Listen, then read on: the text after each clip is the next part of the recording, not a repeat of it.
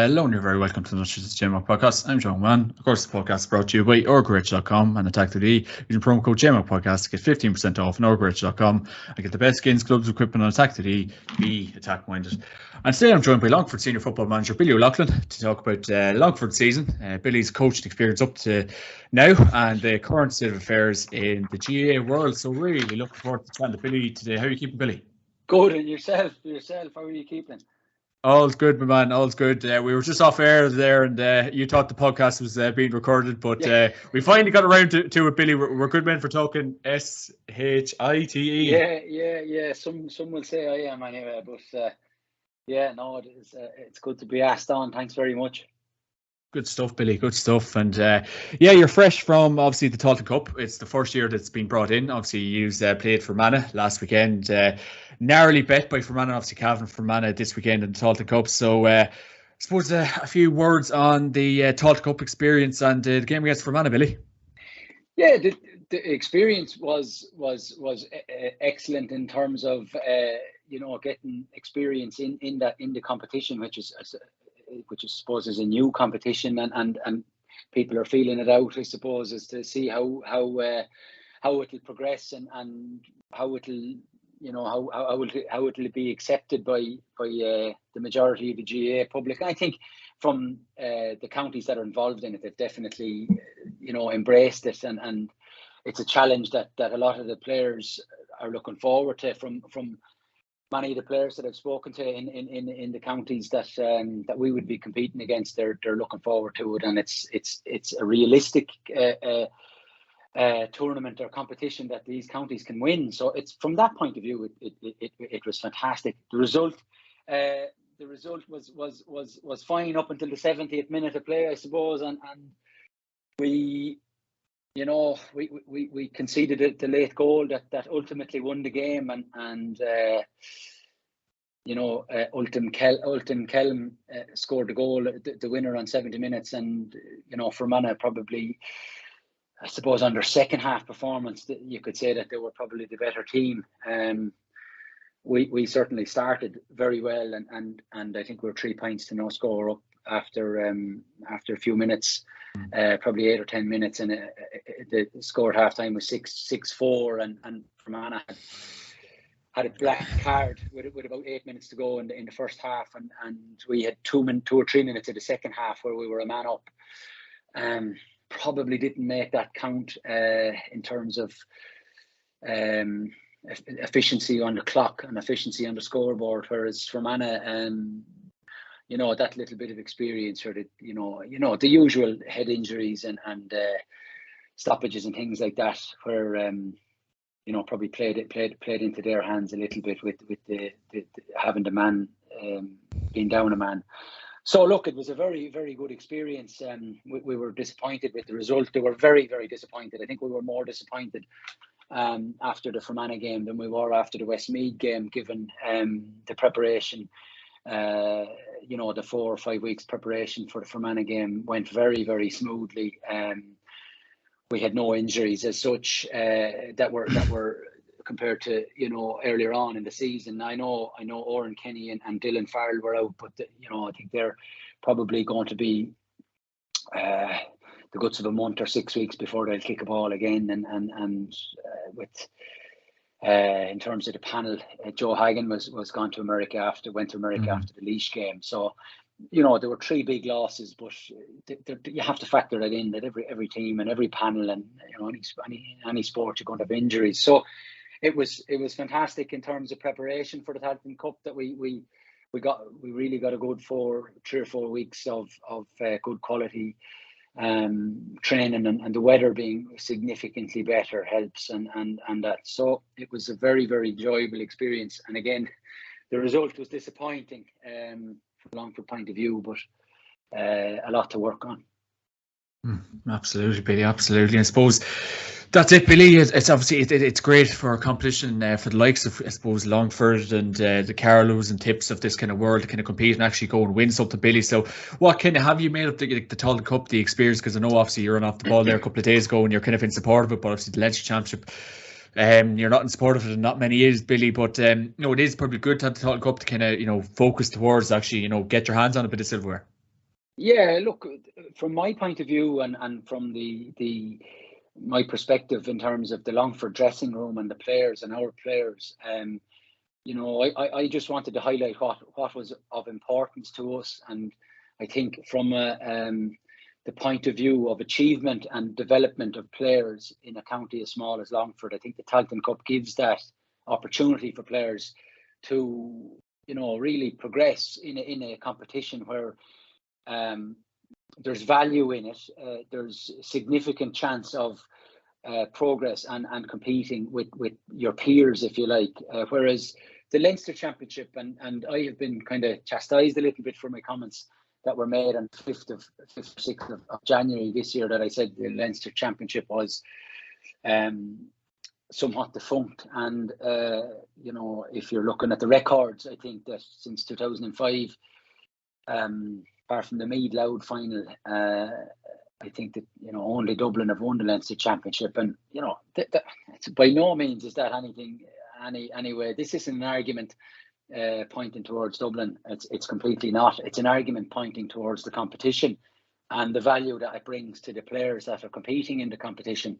And certainly when you have a county with a population of you know, circa 50,000 or whatever would be in Longford, and a pool of players to pick from, of, you know, 10 senior clubs and 21 clubs in total, I think that it would be very naive for us to continue on the same path in Leinster as we have done since its inception, I suppose 137 years ago, whereas they were drawn up, provinces were drawn up on historical geographical lines, I suppose.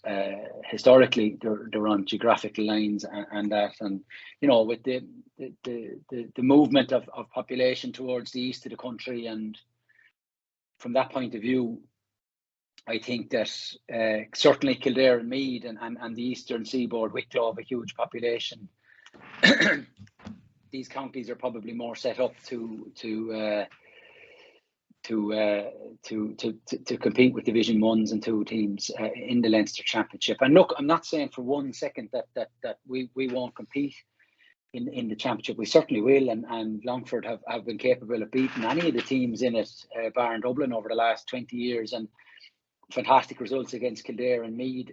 You know, even Laois back in 2011, and teams, you know, that probably are larger in population, have a bigger playing pool, and that Longford are well able to compete in it. And I'm not for one second saying that we're not. We're well able to compete with any of the teams in Leinster, bar Dublin in Croke Park.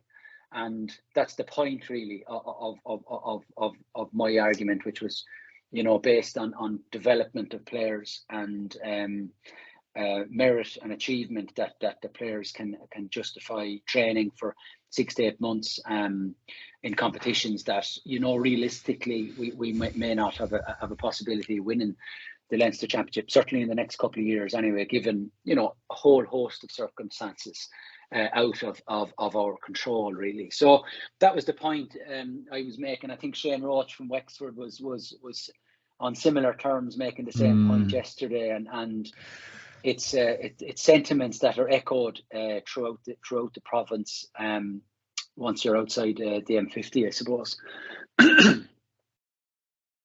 You know, so that's again only my opinion on it, but it's coming from a place of you know, the dressing room, if you like, and it's kind of going forward, as I said on the show the other day, that we would be developing, we would be preparing our team next year for the league, Division 3 of the league, which is, you know, of utmost importance. And you know, with the teams that are coming up and coming down into it, it's going to be even more difficult, given you know, given the status of you know, and the age profile probably of our panel. But with the you know, possibility of adding more players to the panel, we'll certainly be able to compete, and it's something that we've always competed in over the last 7 or 8 years, Division 3, and then the Tailteann Cup, having experienced the Tailteann Cup in the sunshine and you know, on the 30th of May. It was fantastic the other day, and it really is a competition that needs more games for the players to develop. And I think that next year with the round robin, it's given that. But you know, the Leinster Championship sandwiched in between the National League and the Tailteann Cup. It's hard to know how that will be accepted or kind of appreciated from now on. Certainly from the Division 3 and 4 teams, and as I said, don't get me wrong, we will treat the first round of the Leinster Championship like a cup final next year, and it'll probably be against an unseeded team. So that's, you know, it's another competition, but on a scale of importance to the likes of Longford and, as you heard, Wexford yesterday, it's probably a bit further down the line, and that's. I'm not trying to disrespect the competition in any way. As I said, you know, I've gone to Leinster Championship games and Leinster finals since I was a child, and probably the greatest day in anyone's memory in Laois is 2003 Leinster final, and you know, we're a long way away from that, and the same in 2004 with Westmeath, where it was, you know, Laois obviously on the end of an unfortunate result, but they were great days, and I think the ship is well and truly out to sea when it comes to the level of competitive balance in Leinster at the moment. And you know, I think there'd be a lot of people would challenge a different opinion on that. And I think the only place where I suppose there's a difference of opinion would be from Leinster Council themselves. Jesus, yeah, Billy. We obviously seen the Leinster Council boys on off the ball last probably winter, and I think everyone knows about their views on the situation, and it's not good, Billy. And I suppose, like, even kind of on that, like, I suppose you're looking at maybe the Meads and the Kildares of this world trying to get up to the standard of Dublin. Like, I know obviously like yourselves and Loud and bits and pieces like that are, you know, trying to get there, but maybe to try and make it even competitive and get a bit more chances for teams in Leinster. Is it kind of up to Kildare and Lerley Meath to up their game a bit, maybe to kind of broaden the horizons a bit? Because obviously Paddy Andrews made a good point that I know obviously, you know, Andy McAtee was giving out about lads getting sent off and the Leinster final, Lex Wayne said, but Paddy made a good point saying, you know, players need to kind of get up to the standard instead of giving out about lads getting sent off or the venue. You know, it's time to try to, I know Dublin are kind of streets ahead of a lot of teams, but, you know, try to get their own house in order first. Yeah, look, Paddy Andrews is dead right, and teams should be aspiring to be competing with Dublin in Croke Park. I think 100%. I really do, and you know, the significant funding issue, which there's no point really in touching on that. But on the funding thing, like, do you think, like, probably, like, my views on that is, you know, like, the quality Dublin can have, and I know money is huge, don't get me wrong, in any walk of life, but like quality in players, the way lads go hunting packs for ball, like, you know, there's funding. I don't know, it's hard to know, is it? Yeah, look, the funding, you know, I think that's been there for the last 20 years or however, but it's not, you know, it's probably an issue that you know, I'm not going to dwell on. I think that the numbers, the sheer size of the numbers in the clubs in Dublin is probably where they're reaping the rewards. You know, the likes of the Ballantyres, Ballybodens, Kilmacud Crokes. These are monster clubs, and they would have underage structures that would far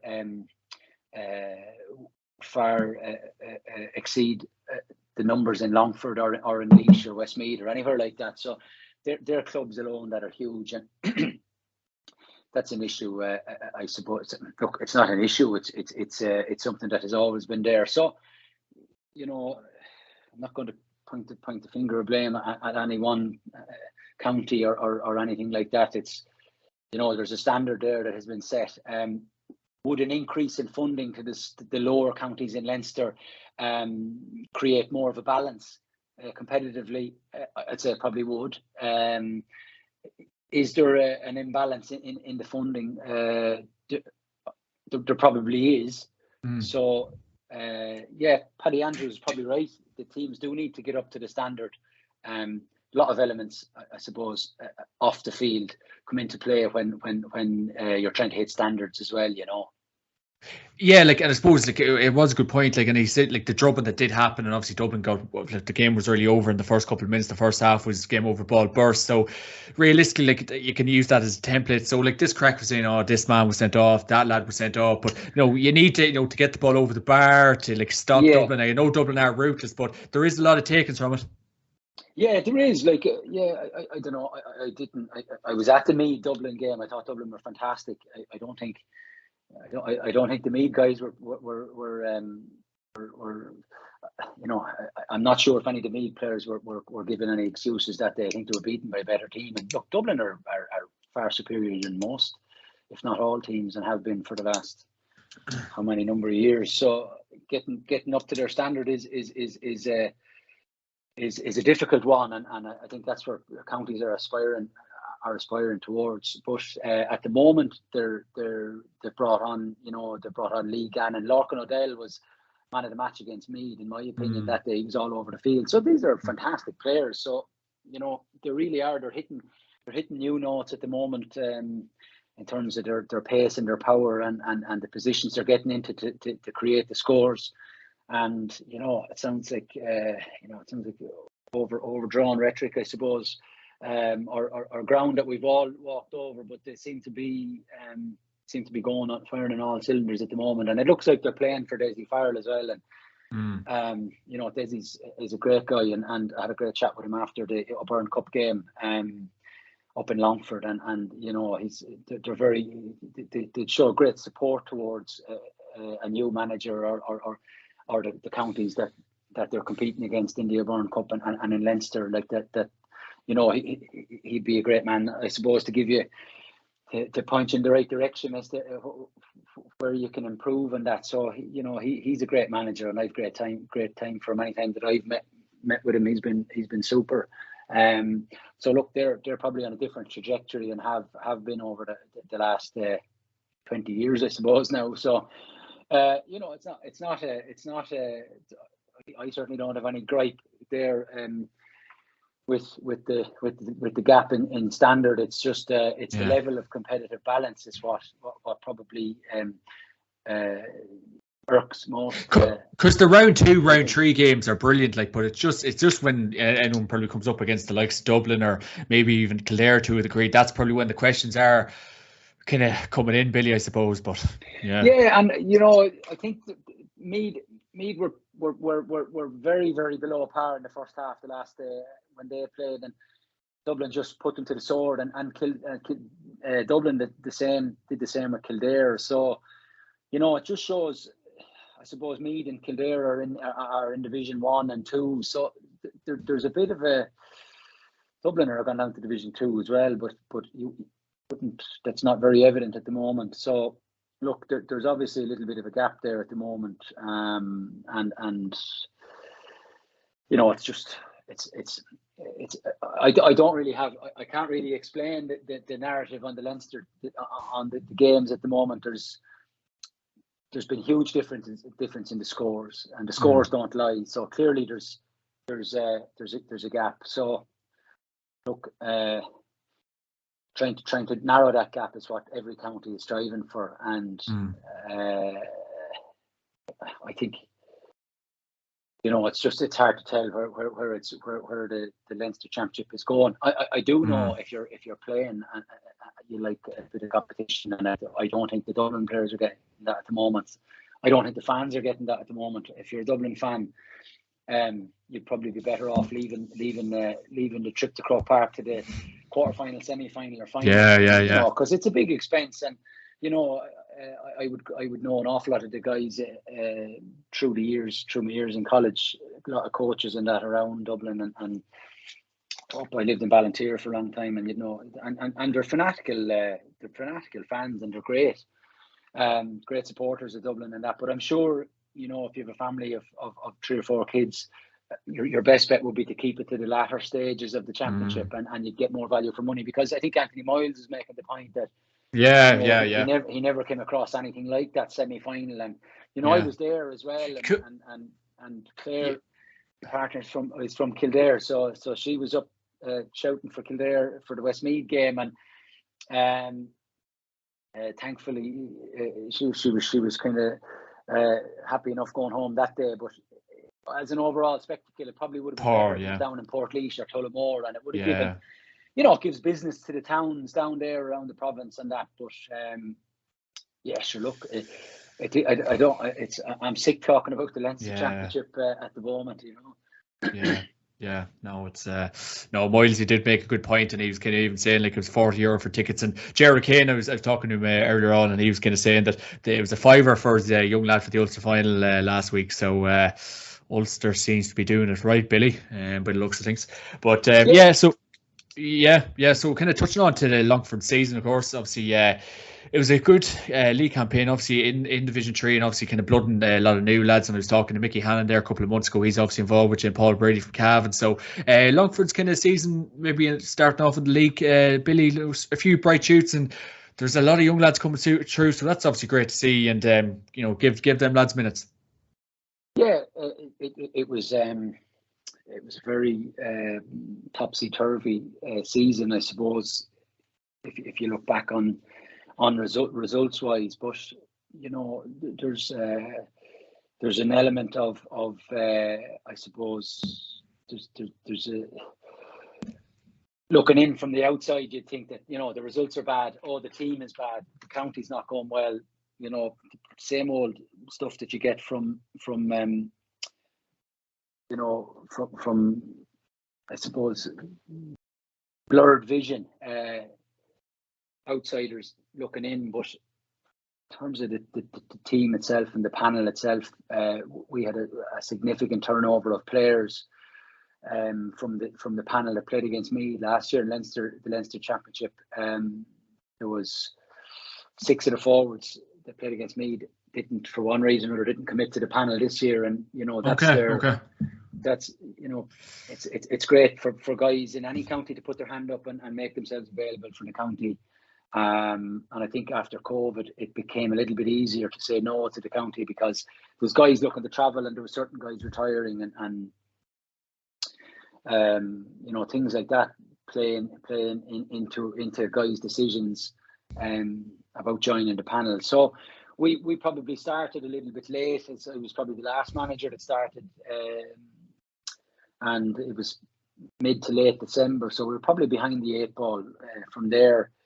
But we had a good All-Ireland Cup, and we got 3 great competitive games against Louth and Offaly and Dublin, and we're probably a little bit undercooked playing against Limerick in the first round, and maybe a little bit of naivety with selection on our part, and left a little bit too much to do with 10 minutes to go. I think we got it back to 2 points, and Limerick got a breakaway goal and probably won by 6 or 7 in the end. And the following week, then Samuel Roy kicked a 78-minute point to level the game, which was excuse me, very difficult to take from you're starting out as a new manager, you're trying to get wins on the board, and that's how you're judged overall. And we had a good number of debutants starting in the league, so it was a difficult enough one to take. That there was a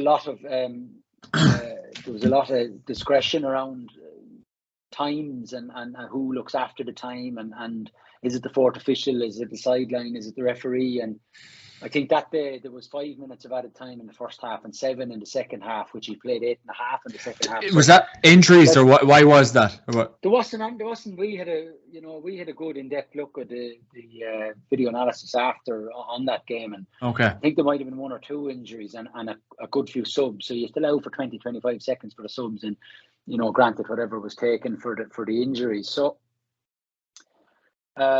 13.5 minutes added on to a 70-minute match is an awful lot of time. And in fairness to Samuel Roy, he kicked a massive point on the 45-meter line, and showed great skill and courage, I suppose, to knock it over. And it was a draw then after that, and the referee blew it up. So maybe the Mickey Hart factor was a lot more significant than me on the sideline. But we were beaten then by Fermanagh in the next game. Mickey Quinn was sent off just before half time, and that was quite a difficult encounter, and we did very well throughout the game, again with younger guys playing and that. So, and then we beat Westmeath, lost to Antrim, and had a couple of COVID cases before the Wicklow game. But overall, you know, staying up in the league was a significant thing for Longford. The fact you that need that, you need that, because look, there was a huge turnover of players, and you know, it can be difficult at times when you're throwing the younger guys into that type of an environment, and they did brilliantly. I think after Cork and Dublin, I think we were the county that used the most amount of players over the pre-season and the league. So that was huge. There was 37 or 8 players used. So okay, right. That was huge for Longford that those guys got game time, and you know, James Moran played every minute of every game. He's only 20. Jack Duggan, Keelan McGann, Irla Sullivan, Owen McCormack, Keane Dooner. So these are guys that have little to no experience playing with their county, and it was fantastic that they got game time. Mihai Hughes in the goals, got a couple of games in earlier rounds of the Ivoire Cup and that, and he's coming along nicely behind Paddy Collum, and so it's about getting experience into the legs and giving these guys game time and getting them used to Mickey Hannon's methods in training, and you know how we approach matches, and you know, seeing the different scenarios that guys can be in throughout games, and how they respond in training to being put under that level of pressure that they mightn't have been used to before, because it's a big step up for an under 20 like Keelan McGann or Jack Duggan to be thrown straight in. Aaron Farrell as well started against Limerick in under 20. So that's you know, it's back to the playing pool as well, that those guys are putting their hand up to play for Longford, and it's great. It's great that they're there now and they have experience of Division 3 in the league. So from that point of view, it's been fantastic. No, that's brilliant, Billy, because like they're 100%. Like there's not much in many kind of clubs in Longford, and like over the years, like the panel, like the pool of players definitely wouldn't be there. So it's great to see there definitely is a bit of buy-in. And I know you're after kind of saying like there was a couple of lads that, you know, didn't commit after last year, but no, that is brilliant to see that there is kind of buy-in again. Yeah, there was I think there was 87 lads that we made contact with in early December to see would they have an interest of coming in and representing their county, and you know, there was a big turnout, we'll say, early doors, and there's always going to be drop-offs between injuries and college and things like that. So the guys we had in had done fantastically well, and we will put a big push on for the summertime now to get guys in and dedicating themselves to our S&C program and making sure that, you know, nobody falls through the net in Longford in terms of their conditioning and the process that needs to take place in order for these guys to get up to the standards that Division 3 and Division 2 require. So it's going to be a big push now from now until we start the pre-season to see who's going to make themselves available and see can we unearth some emerging talent from the club games that we'll be at, you know. 100%. I suppose, Billy, like the big thing is, and I kind of ask kind of managers these days, like, are you enjoying the I suppose the routine of it all, Billy? Because obviously you would have managed kind of you know, the Laois under 20s back in 2019 and a few club teams, but you know, a senior county team, Billy, it realistically is a full-time job. It's probably never off your mind. I know you used their bet last week, so maybe a bit of maybe, well, you're probably no doubt a busy man, but a tad bit of downtime. But no, like, have you enjoyed the routine of it all? Yeah, look, it's been very difficult, and you know, I'm in a management role with my work, and I work an awful lot of American hours late into the night and that, you know, and so it's been challenging juggling them both, and there's obviously a 2-hour drive up to Longford from Laois here, I'm based on the border of Laois and Carlow, so it's a little bit of a trek up there. So 4 hours to go to and it's 3 or 4 times a week, so it's a big commitment, but it's it's one that I feel that there's such development that the expenses must be good. If you're in it for the expenses, you're in it for the wrong reasons. Don't mention the war. Don't mention the war. Yeah. So look, it has been challenging at times, but very, very enjoyable. And look, I've always taken a keen interest in coaching and management of in the GAA since I was a lot younger than I am now, and it's something that I enjoy doing. Am I a one-stop shop? No, absolutely not. Mickey Hannon is there, he's head coach. Paul Brady is there as a elite performance coach. Aidan Kilcoyne helps out with Kilcoyne, right? Yeah, the goalkeepers and has some has entertained us from time to time with some of his forwards coaching and things like that. So he's been fantastic as well. And then you've Eugene McCormack, who knows Longford football inside out, and he was involved with the minors this year and ladies, and God, I don't know where he gets the minutes for himself. He's such a Longford man. He's been fantastic at recognising who's there and who needs to be there and things like that. Declan O'Flaherty as well has been fantastic in the back room, and he has great knowledge of Longford football as well. And from certainly from a legal point of view, it's great to have that type of a figure in around the dressing room, and he has been brilliant as well, and he kind of steadies the ship when we need things to be ironed out and things like that. He's fantastic. But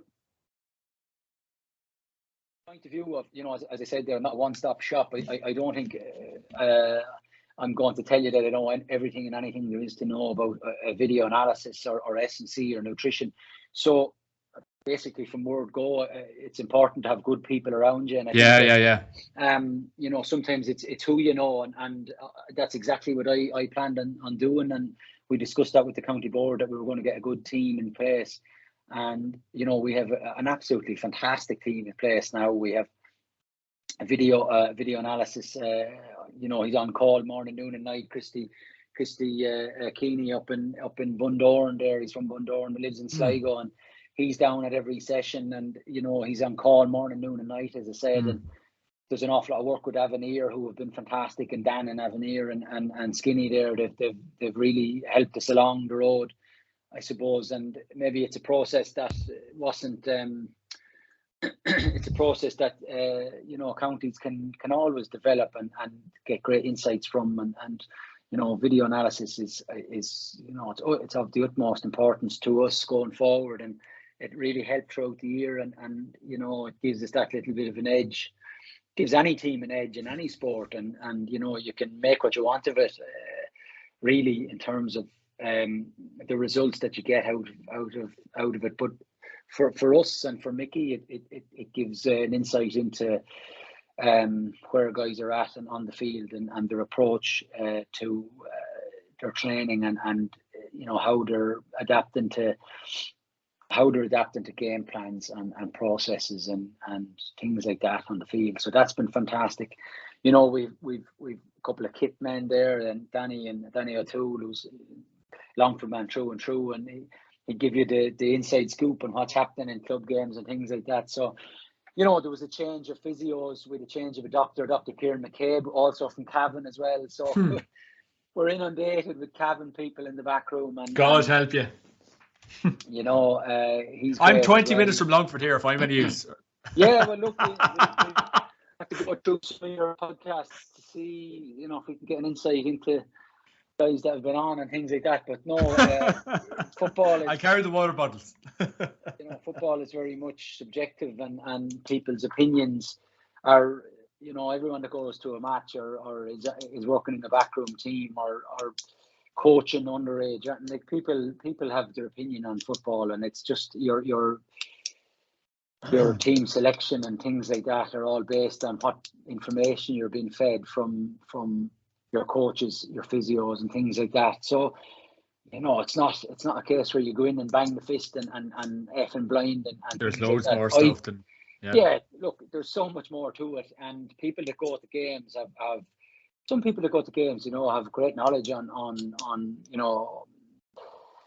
the insights into Longford football and how they feel things should be going, and it's very important sometimes to keep open ended and keep your ear to the ground as to what's going on and that, because I think most people that I've met in Longford are so positive, and the clubs have been fantastic. And like, we've trained in League in Sarsfields, we've trained in Dramard, we've trained in Slashers, in Kilo, we've trained in Fatherman and Gales, we've trained in Clongish, we've trained everywhere, and they're just so open, and they want to see the county team doing well. They're so involved in the clubs up there. It's so football orientated, and it's a breath of fresh air, and they want to see the county team doing well. We want to pick a team that will do well, and we want to develop these younger players from these clubs to do well. And I suppose getting away from that Instagram success now mentality, there is a process of building a team and building an environment where there's a culture of lifting weights, there's a culture of running, there's a culture of hard work, and I think that that can be overlooked at times. And I think Podgy Davis, taking the mantle up from Podgy Davis last year, from his point of view, it was very difficult because there was COVID there. He was trying to prepare a team through COVID where there was non-contact at times. There was a schedule in place as to when and where you could train, and the championship was pushed out. So that probably was very, very difficult for the last 2 years. So we're kind of just picking up from there and seeing how we can improve things and move things forward. And it goes for all the managers that have been in charge of Longford. Ben Ryan was there for 5 years, did incredible work. Luke Dempsey before that, Liam Connaughton was there, or Dennis Connaughton, sorry, was there. So there's these people are in, and they're trying. I know from my experience in the last 6 or 7 months that managers they're trying to do their best. Some are better than others. Obviously, some have more success than others, and we all can't be part of the Division 1 higher ended, better prepared in terms of that golden goose, I suppose. So it can be difficult. It can be difficult the lower down you go, and we bring you back to Paddy Andrews' point on hitting the standard. The standards are so high in the Division 1 counties, and that's what we're trying to achieve. So he's right on that point, that we're striving to get to the level of preparation that they're at. Yeah, I suppose, Billy, as well, obviously, if you've always had an interest in coaching, you've obviously done great work with DIT, Sarsfields, and the Laois under-20 as well, Billy. So Longford, in fairness, it is actually an ideal kind of county to kind of cut your teeth with manager, because obviously we see Andy Moore with Leitrim, another ideal county to kind of cut your teeth with. So, Billy, it is all learning. As everyone says, Rome wasn't built in a day, so it's a process. You learn so much in these. I know it is very time consuming, but if you've such an interest in it, Billy, I suppose no better county to kind of get involved in. Yeah, absolutely. The idea that you'd come in and blaze a trail straight away is it's grand in theory and all, but in practice, it's important to realise that some of we had 12 of the 32 on the panel were 20 years or younger this year, so that's a significant crop of inexperienced players that are in on the Longford panel. But that's brilliant, though. That is, because if you have the likes of Mickey Quinn or whatever, applying his trade like that, they can learn so much of them lads. Yeah, exactly, and you're trying to. What we're trying to do is develop these guys and mix them with the older guys like the Kevin Diffleys and the Paddy Collins and Dan Gallagher, Mickey Quinn, all these lads, and that's what we did do. If you look at the team that played for Manor the other day, like Keelan McGann and Daniel Reynolds and Jack Duggan Keelan McGann are 19, Daniel Reynolds is 20. That's 3 of your 6 forwards are 20 years or younger. Yeah. So it's people have to be Realistic. reasonable when but they have to be reasonable when they're judging or directing criticism towards these players. It's they are quite young, and it is an amateur organisation after all. Yeah. So it's from that point of view, it's been great. And the younger lads, like they're absolutely buying into. But they'll soak in all the information as well. Yeah. Yeah, and Andy Moran, I spoke to Andy Moran before one of our challenge games, and he was of the same opinion that it's brilliant that you have so many younger players to try and develop. And that's just the way it is with smaller counties. The player pool is so small that you either develop these guys and throw them in at the deep end, or you end up playing the same players over and over again, and these players get older and older, and certainly it's more difficult. But they see the great thing is with this as well, Billy, it's all a massive learning curve. But like even like the 20-year-olds, like playing them in championship games, and if they think they might right, I'm not at that standard yet, but they will know exactly what to do to get up to that standard. They'll know what to put into their body. They'll know how to train. They'll know how to do X, Y, and Z, Billy. So it's an absolutely brilliant learning curve. Yeah, it is. It's a great learning curve, and like I mean, every day should be a school day for anyone involved in the panel, whether it's the manager who's been there for 30 years or a player that's new on the panel. Like, I mean, this idea that people aren't. You have to be open to taking advice and to listening to people and to seeing what players want. And I think what players want is vital as well. And we have a fantastically young panel, and it's great that they're going to be able to that we have given them, I suppose, that platform to develop. And a lot of these younger guys have gotten time in Division 3, which is super, because next year we're in But that's the only way they're going to learn, though. That's literally the only way. Like, you can train them, you can do X, Y, and Z, but this is, games make perfect practice. Yeah, and the younger you get them, the more quickly, the quicker you can kind of develop a game plan with them and get them to buy into it. So no, it's great from that point of view. It's been great, and they really have been fantastic. Like, I could go through the whole panel there, and there's not a player on it that didn't give 100% and open to learning and developing, and skills have been very important, and we've tried to work a little bit on skill as well, and progressing the guys and understanding that bringing a bag of balls down to your local field will do you the world of good, and it's that extra little bit that will get them over the line. No, 100%. Sounds very exciting. Now we'll be keeping a good eye on Longford now for the next couple of years, and I suppose we can touch on to, I suppose, good crack. It's DIT, the Sigerson. You won the competition in 2013. So obviously a star-studded team, as we were saying off air. You'd like a good couple of Cavan men and Aidan O'Shea and Colin Walsh, lots of ballers on it, Billy. So DIT, college experience, all very enjoyable. Yeah, the college experience was super for me anyway. I suppose it was a bit like Van Wilder. I spent so long in college. I think my father thought I was lecturing there at the might have been in the classroom though. But, yeah, look, it was very much so. But it was a great experience. Dara Biddlecombe is very heavily involved in DIT, and Alan Brogan was managing the freshers in 2008, and I think he broke a bone in his foot and he wasn't able to continue as the manager there. So I probably given that opportunity, and that was fantastic. And there was some super players there throughout the years, and loads of Cavan players down through the years who were brilliant. Gerard McKiernan and Martin Riley, David Givney, just so many of them through the years. Mickey Hannon, Mickey Ling was there for a while, and he deflected out to DCU. So I was getting on to him about that a while ago. David Givney, because Givney was a brilliant player for Cavan over the years, and then I think he went travelling. He went to London. He last played for Cavan in 2016, but God, he was an outrageous talent. Yeah, David Givney was super, and I think he might have got. I think. He got man of the match in the semi-final of the Sigerson semi-final in 2013. Yeah, he was an excellent player. Excellent player.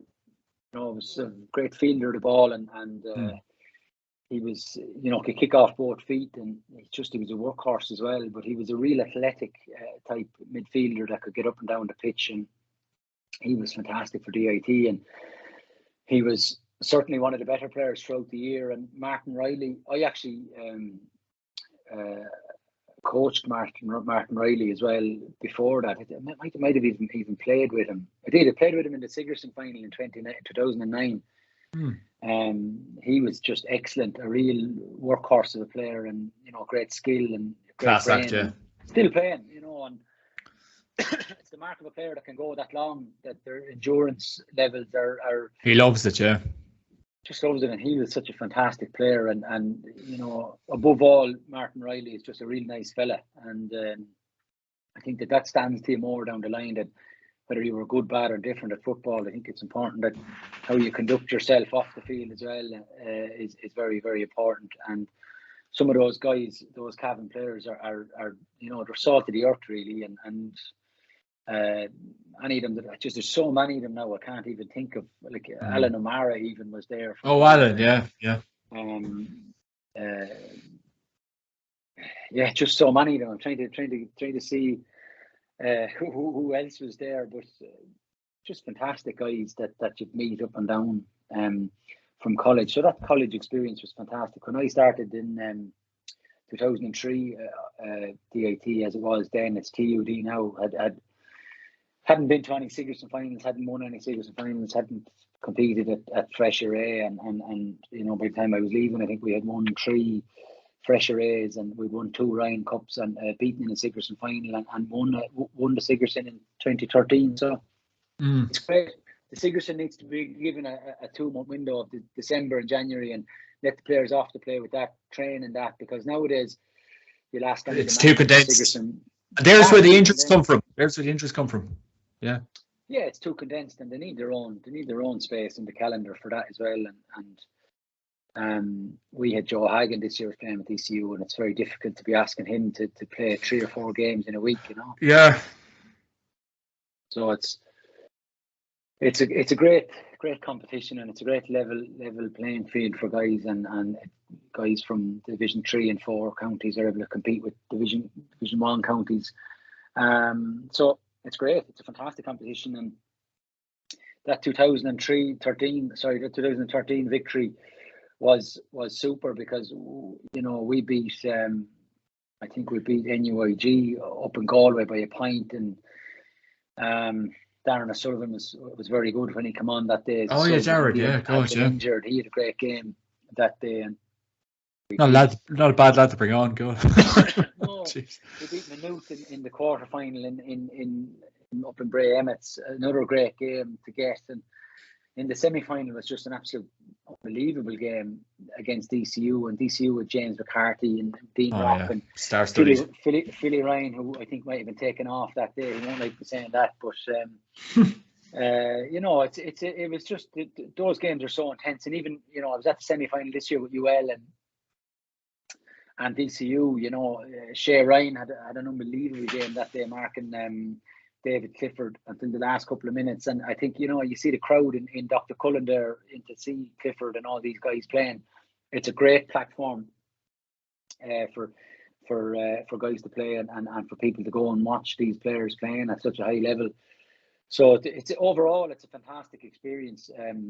Certainly coaching and playing in that environment has worked wonders for me. And it's the people that you meet along the way that make it, Yeah, 100%. And touching on to your native county, Laois, obviously you won the under 20 2019 Leinster title with Laois. So I suppose Laois now in the last couple of years, Billy, you could nearly kind of say maybe in the senior grade, the wheels probably kind of fell off the bus to a degree. And obviously we seen your cousin John packed it in there on Tuesday. So it's not looking overly great for Laois at the minute. Yeah, I suppose there wasn't much between Laois and Longford in the league, and we were lucky. We had a top performance that day, and we probably got our Longford players in the right positions that day to put us on the front foot, really. So in terms of a Longford point of view, going down to Portlaoise was a fantastic achievement, because Longford had never beaten Laois competitively in a Moore Park, and it was a bittersweet from my point of view, because first and foremost I'm a Laois man at the end of the day, and you know, Laois were very, very unlucky in some of the league games, but you know, it's disappointing that it came down to the last day, and it's not really for me to comment on Laois at the moment. So you know, I know from speaking with Jono, they were very disappointed to be relegated, and you know, very, very disappointed, I suppose, as well. League and championship, you know, together is difficult enough, but you know, from a Longford point of view, we were very, very disappointed with our showing in the championship, and unlucky the last day in the Tailteann Cup. So I'm sure Laois feel the same. So you know, it's probably not my place to be commenting on Laois at the moment, but from a point of view of a Laois fan, you know, and a cousin of mine, Jono, retired on Tuesday.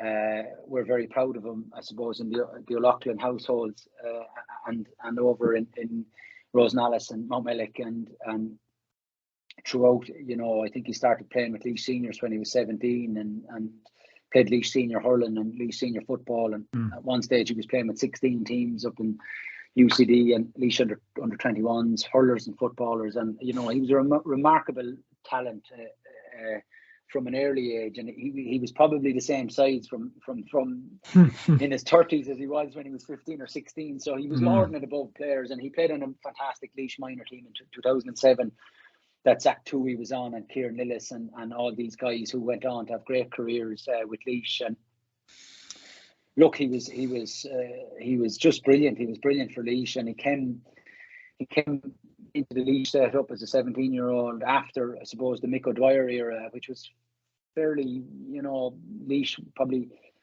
we went a little bit off the rails after Miko's time, and went downhill significantly, I suppose, until Justin McNulty came back, and he put a bit of straightened it up a little bit, you know, when he was there. But Jono played with Laois through thick and thin, and you know, nobody could ever fault his endeavour or his effort levels, and his, I suppose, his overall love of Laois, playing with Laois, could never be denied. And you know, I know my father and my uncle Larry and Michael and everyone were very, very proud of him, that you know, he had such a career, and to consistently to do that at that level, like the Martin Rileys and the Mickey Quinns and the John O'Loughlin's, and you know, you see James McCarthy there playing with Dublin. These lads are exceptional talents and exceptional athletes, and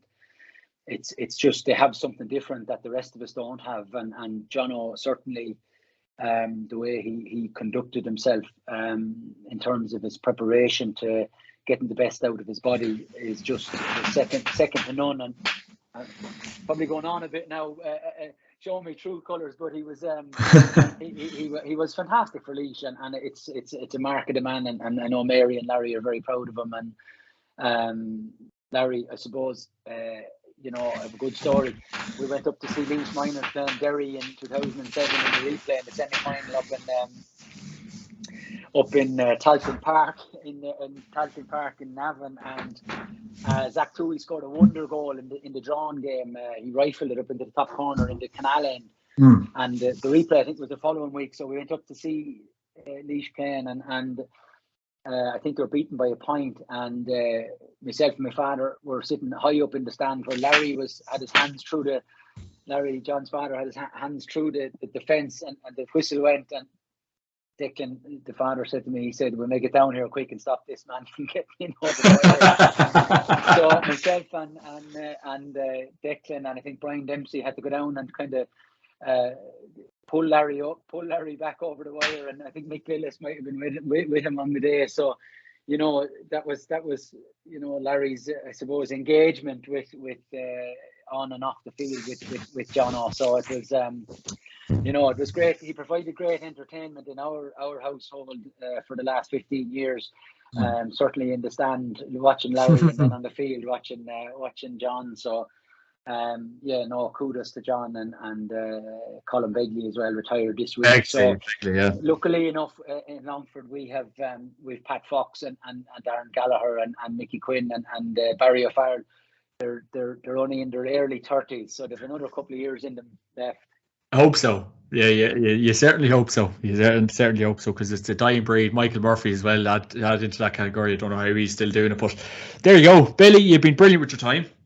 Just the last question. What advice would you give to a young Billy O'Loughlin around the country trying to make the breakthrough in coaching? And a bit of advice, because obviously you've been involved in the game so long. Definitely keep your mouth shut and your ears open and be at peace with that. Tell that to anyone. Yeah. Well, for a younger me, definitely. Tell that to your woman.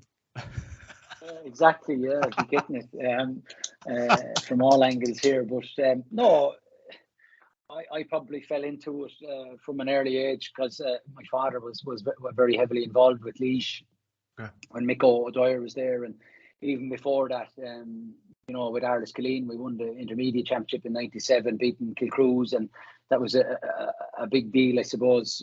Declan was the manager, and I remember when he was training the club there at home, and that probably got the juices flowing, for want of a better expression for it. And he would have trained teams up and down Grey Cullen there as well, and in Laois, and that's where I got my love for it, I suppose. And took it from there when I got into college. That Dara Biddlecombe was very good to me, and Paddy Canning and Ty Condon and all these guys in DIT at the time that you'd learn from and pick up bits and pieces. And I've had some great managers down through the years that have pointed me in the right direction. Pat Ryan there from Portlaoise was fantastic when he was with Laois, and Joe Higgins and Hugh Kenny from Baltinglass won an All-Ireland at Baltinglass in 1990. He was fantastic for our club and for me as well. And none more so than Luke Dempsey with Clomans, getting into that environment and seeing how he operates with players and his success rate with clubs and counties is just fantastic. And really, I always bring a notebook with me everywhere to take down notes as to what you can learn and what you can do and what you shouldn't do, and that. And definitely from our family in terms of the O'Loughlins and they've always been ingrained in football and Laois football. And my grandfather played with Rosenallis won an intermediate hurling championship with Rosenallis in 1947. So that's where you get it from. So I don't know what that equates to, but I suppose from a younger coach, you have to be a sponge and you have to soak up all the information you get down through the years. And I try and just relay information that I think that players could benefit from. And given the good people that I have around me, with video analysis and Christy there and Mickey Hannon and Paul Brady, and it's about learning what works for you and how you can again relay that information to players and get them to buy into the process and buy into what we're doing. And I think they're doing that in Longford, and particularly with good voices around the dressing room as well. Kevin Diffley's and Desi Reynolds's and Mickey Quinn's and Darren Gallagher's, that the younger guys will really buy into it for 2023. And the best piece of advice I got from Bobby Miller was total commitment to the cause and total commitment what you can put into your training or your management or your backroom team. And I just made reference to him there because he was probably the person that stands out the most, apart from my own dad, that I would have gained the most valuable information from when he was coaching Arles Killeen. And unfortunately, he died on the field in 2010, or sorry, 2006, when we were playing a championship match. And that probably is a memory of someone coaching me down through the years that probably edges me on that little bit further every time I go onto the field, that you're trying to prepare the team as well as guys like him would have done it, and that's important too, that you can relay your experiences to younger guys. So look, I certainly don't pretend to know it all, but it's important to try and build and develop as we can go along, and if we can do that in Longford for 2023, I'd be very, very happy. There we go, Billy. There we go. Very last question. Tailteann Cup winners, All-Ireland winners. All-Ireland winners will be Dublin, and I love watching them in full flow, and they're just back to where they were. And I think once you have the benefit of getting the high tempo in Croke Park year in, year out, that most of your games are there, and you're able to play with that speed and openness that maybe Clonus doesn't give you. And I think that Dublin will win the All-Ireland, and they'll be full value for their money this year, because they'll probably have to beat Kerry and Derry along the way, and that would be, they will have probably earned it a little bit more than they would have the last couple of years they've won it. So I'm going for Dublin. And the Tailteann Cup. The Tailteann Cup is a difficult one. I think that the winner will come out of Fermanagh and Cavan, but I also have my eye on the winner on the far side between Cavan or Carlow and Westmeath. Oh yeah. And I'd love to see Westmeath doing well, but I'd equally like to see Carlow beating Westmeath, because I'm so close to the border here. And Owen Root and Dara Foley and Murta Ware and all these guys are great servants of Carlow football. Dara O'Brien and Sean Gannon. So you'd like to see those guys doing well, but also you'd like to see the Lomans lads doing well in Westmeath. So I suppose it's between the winners of Fermanagh and Cavan for me. And I think Fermanagh could go on and win it if they beat us. I do. Yeah.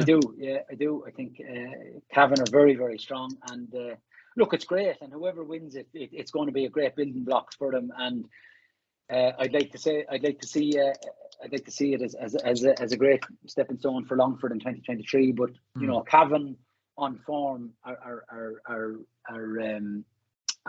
probably deserving favourites. But when you see Tipperary being bet as well, anything is probably possible. But look, it's a great competition, and Offaly are thereabouts as well under John Mohan, and so it's a guessing game when it comes to the Tailteann Cup. But for me, I think Dublin are certs to win the All-Ireland. Okay. Yeah.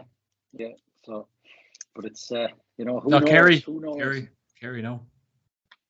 No, and my good friends down in Knocknagoshel, the Walshes will be disappointed to hear that, but I think Dublin will win the All-Ireland, and it's between Cavan and Fermanagh for the Tailteann. Yeah, I just have a funny feeling about Dublin as well, so we will wait and see. It's going to be an intriguing next couple of weeks and months. Billy O'Loughlin, I think we'll be glad to finish this call. We're nearly touching 2 hours, so I think we'll be. I think get something to eat before you waste away here. Billy, thanks a million for joining me this week. Cheers, John. And of course, this podcast is brought to you by Orgarich.com and Atak.ie. Use your promo code JMac podcast to get 15% off on Orgarich.com and get the best games, gloves, equipment on Atak.ie. Be attack minded. Billy, I'd love to meet you someday. We can get a podcast sorted, maybe live. Maybe me, you, and Mickey Hand and Paul Brady would be a good crack. But Billy, for now, great to see you over video. Thanks a million. Absolutely. Thanks, John. Take care. Cheers, Billy.